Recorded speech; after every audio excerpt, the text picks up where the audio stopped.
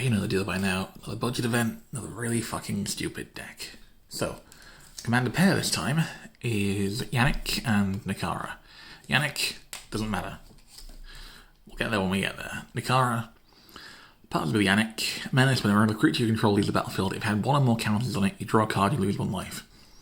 That ostensibly works with Yannick's ability of ETB, exile another creature you control until it leaves. When you do, distribute exile 1 counters among any number of target creatures by X the exile creature's power.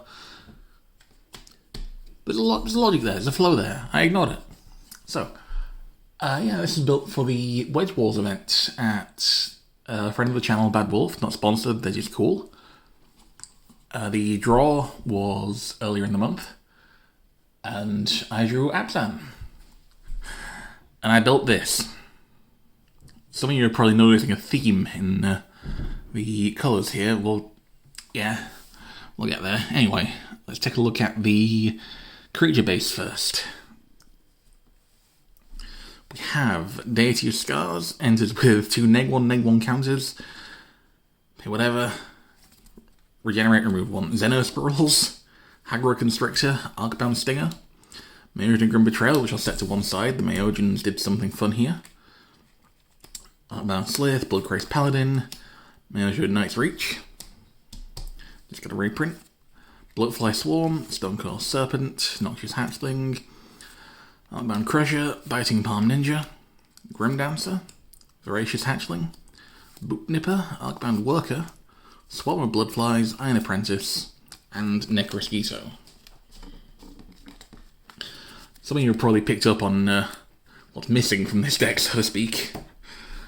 So, that's the creatures done. Yeah, it's basically creatures that enter with counters on them, of one kind or another. Let's do the draw suite next. I think that's a nice quick one. We have Dire Sight, Surveil 2, draw 2, lose 2. Infectious Inquiry, draw 2, lose 2, poison everyone. Point of discussion, draw 2, lose 2, blood token. EV is interfering with the box. Cling to Dust. Cling to Dust I actually quite like.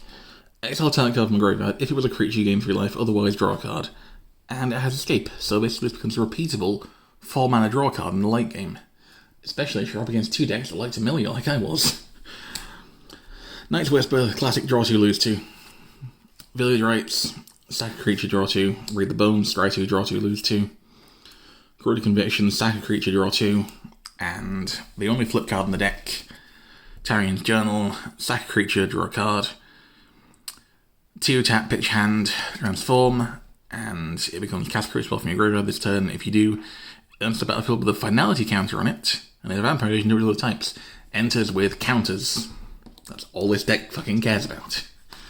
So, speaking of stuff returning from graveyard, let's look at the Recursion suite now, which is a load of random bullshit 1-drops. You know you're in for a weird time when you see Echoing Return in a singleton deck.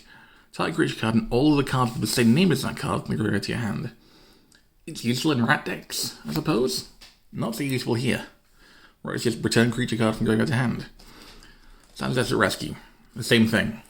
Omen of the Dead, the same thing, but it's an enchantment with flash, and then I can later sack it to scry 2. Good Caller's Chant, the same thing, but if it's zombies I get 2 of them. Crawl from the Cellar, the same thing, but it has flashback, and I can put a counter on a zombie. There are no zombies in this deck.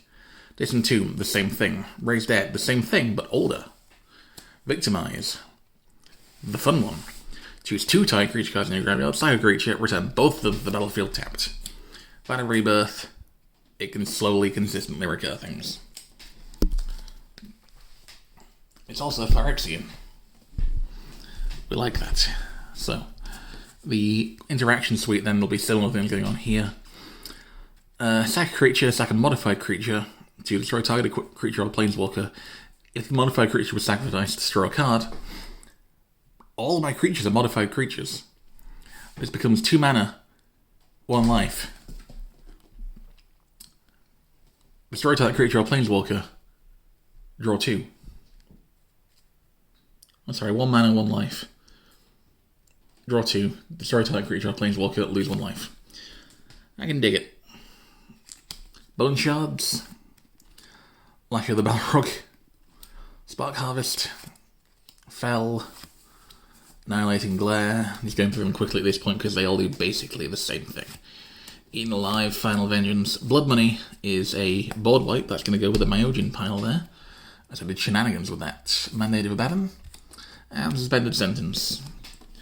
Nice bit of self-recurring removal there.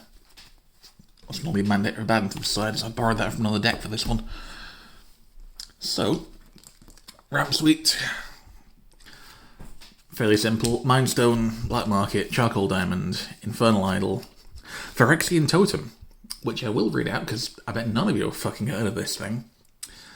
Tap for black, 2 in black, it becomes a 5/5 black horror artifact creature until end of turn. Whenever it's dealt damage, if it's a creature, sacrifice that many permanents. It is openly bad, and I love it. Soul Ring, Overflowing Chalice, Thought Vessel, and Skull of Ramos, another what the fuck is this card? Taps for 1 black, sacks for 1 black. In emergency, you get 2 black. It's basically a Commander Sphere in here, which you'll notice is absent. I wonder why. So, onto the finishes then. We have Sir Conrad, you know what he does. Exsanguinate, you know what it does. Random signed copy of Marga Traded Immortals, because you're going to build a big wall and make your opponents pay for it, I guess. I'm assuming this is Jim Murray's signature. I haven't actually checked, but, like, this is the second time now that I've ordered some random old-ass card from Magic Madhouse and gotten a signed one. Sure. Yeah. ETB, well, ends with X11 counters on it.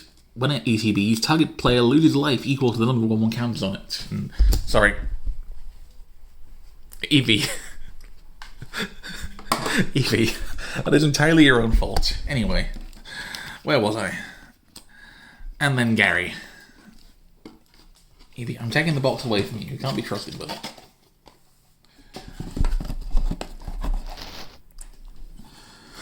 Mana base then, which should really cement things for anyone who hasn't picked up what the fuck is going on here yet. Terramorphic Expanse, Mortuary Maya, Evolving Wild, Reliquary Tower, Barad-dûr, Demolition Field, Karn's Bastion, Morals of Folly, Deceptive Landscape, and Bajuka Bog as the non-basics.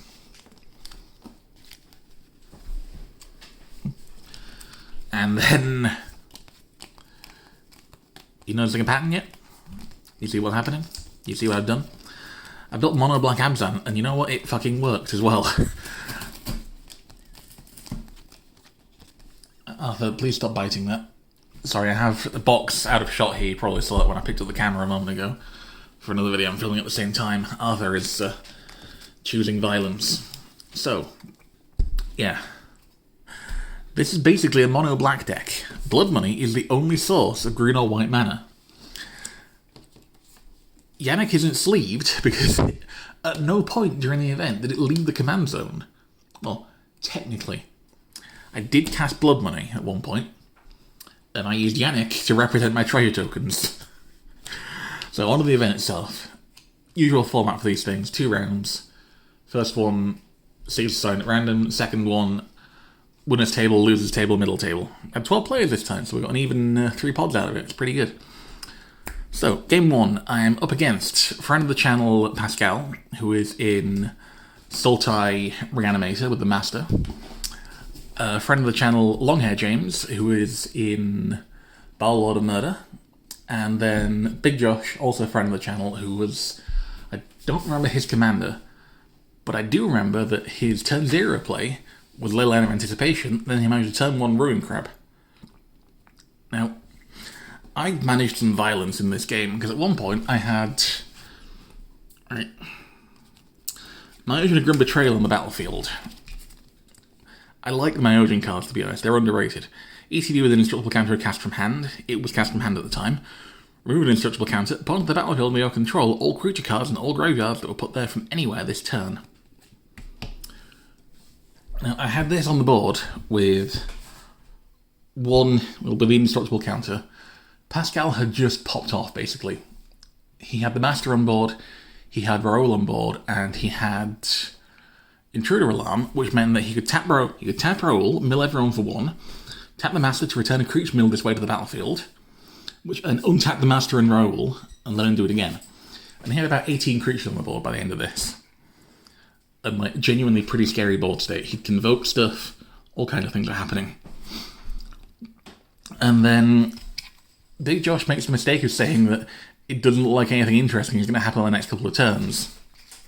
Then I drop Blood Money and destroy all creatures. Then I remove the counter from my Ocean and steal everyone's board states, which looked like this when it was fully resolved. During the process of all that, I also sacked the Myojin to draw a full hand, and then also recurred the Myojin back to hand. I later managed to cast on the same turn both Myojins, and then proliferate, meaning I was able to remove the counter from Knight's Reach to force everyone to discard their hand, and then remove the counter from Grim Betrayal to return everything discarded to my battlefield. I stole everyone's deck, and then I did it again. It was magnificent, and it won me the game. And then game 2 happened, and I got my ass kicked. That one was Pascal again, then friend of the channel Maya in Kaka, and friend of the channel Toru in Calimax. I did knock Toru out by stealing some giant creatures from Pascal's graveyard again, but that was mostly because she had to get a train, so yeah, it's fair enough. You take the wins you get. Would I recommend this stupid fucking deck? Absolutely. This is genuinely quite a fun deck. What I recommend more so than that, though, is the alternate list I put together for these two, which is the What If I Was Taking This Event Seriously list, and is an actual Arcbound list for Yannik and Nikara. As basically the commander pair says to put more counters on all your Arcbound stuff, and occasionally eat them, which means that you can put even more counters on your Arcbound stuff. And when they do die, you get to draw cards. I was talking to friend of the channel Marty last night. Arcbound is weirdly good. Like, she mentioned having a list for Marchesa that's Arcbound. And like between this, my friend Elves has an Arcbound list in Jeskai that uses Zinnia. So all the Arcbound stuff has Offspring. And the Offspring copies enter as 1/1s, and so are bigger than the originals, and still have the modular ability, so when they die, they still move all the counters around. Arcbound, it's fucking slept on. My recommendation here is to build something in Arcbound. Pick 3 colours, build Arcbound, see what happens. Fucking try it. Anyway, yeah. Great event, great time. I placed, I think, technically 3rd overall. Winner's table, 2nd to be knocked out. Pascal took 2nd after a very close-fought battle, and Maya ended up winning. It was good as hell, though. It was a great time. Next month, we are doing Oathbreaker, which I'm looking forward to. I have some stupid plans for that. And I will see you next month after the event to show what I built and how it worked. So, deck list for this deck in the description, deck list for What If I Was Taking This Seriously in the description as well. Future of this deck, there isn't one, to be honest. There's bits of it that I bought from other decks. I'm already giving a few bits and pieces to it to a couple of newer players to help them out. You know, it is what it is. See you next time.